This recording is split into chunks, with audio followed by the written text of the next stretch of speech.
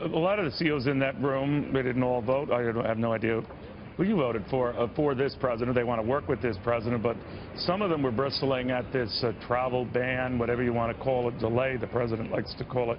Bob Iger didn't show up from Disney. Elon Musk, of course, is a critic of that, showed up anyway. I wonder whether that came up, this issue, and whether people were for it or against it, distracted from what they, to a man and woman, want to see, and that is tax reform, you know, economic improvement. What transpired there? Well, first of all, Bob Iger wasn't here because he had a board meeting, well, others said that was an excuse. That he didn't have to. No. When you run your own board, you have to be at a board meeting. That's why you're employed. So there was no excuse. So you think that's a legitimate excuse, that he wasn't trying to dodge this meeting? No, I know he wasn't. I talked with him, and I've known Bob a long time, and he was very, very disappointed. Originally, this was on Thursday. That's true. You know, he was very enthusiastic about being here, and then when the White House moved the meeting for other reasons to Friday, he called me and said, geez, I'm really sorry. I was looking forward to doing this, but I have to run my own board meeting. But did this travel ban issue come up at all? Oh, sure. One would expect that, and General Kelly, who runs Homeland Security, was there and brought people up to date on the changes that had been made, and you know, there was obviously concern by different people and explanations, and you know, that issue had to be covered and was covered. Do you think it's going through and checking the pulse of CEOs and just the corporate community at large, that you have to pay for tax cuts, that one of the ideas Republicans have come up with is the idea of a border tax, that there has to be a way to pay for this? I think it was Mitch McConnell said they have to be revenue neutral in the end. Is that a consensus view among your colleagues as well, that whatever the president comes up with, they have to be revenue neutral?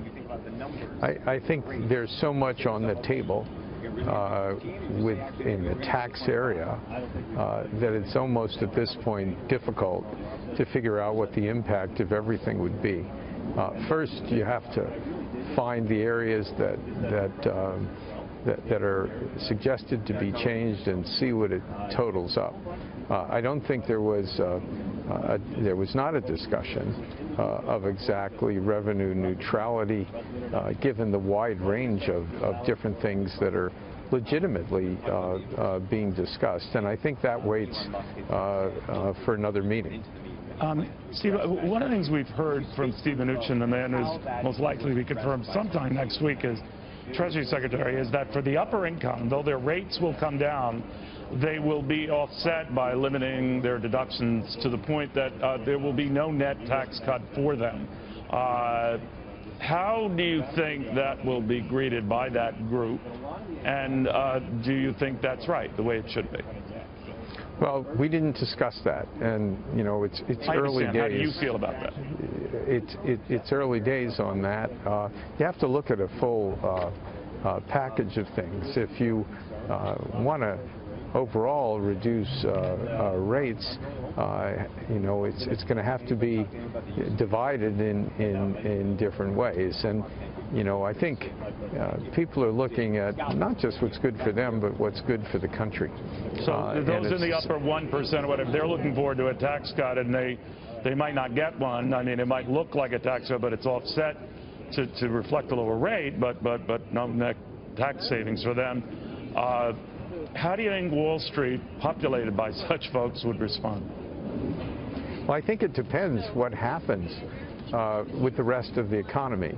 If doing something of that type created a really pro-growth, positive type of world, then I think people would look at that in a certain way.